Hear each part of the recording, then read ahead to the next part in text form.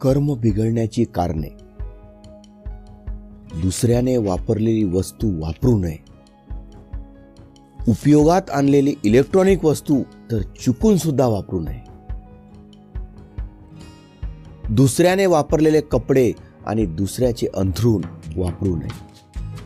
रात्रीच्या वेळी चुकून सुद्धा दूध, दही आणि मुळा दान करू नये. केसर, हळद, रुमाल दुसऱ्याला देऊ नये.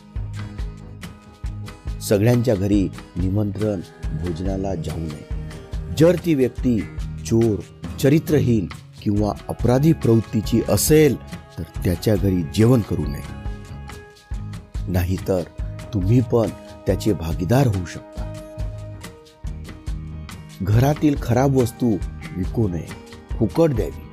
नाहीतर घरातील दरिद्रता कधी कमी होणार नाही. कधी कुणाच्या हातात मीठ, मिरची, चामडं, कोळसा, लोखंड देऊ नये. नाहीतर त्याची सगळी संकटे आपल्यावर येऊ शकतात.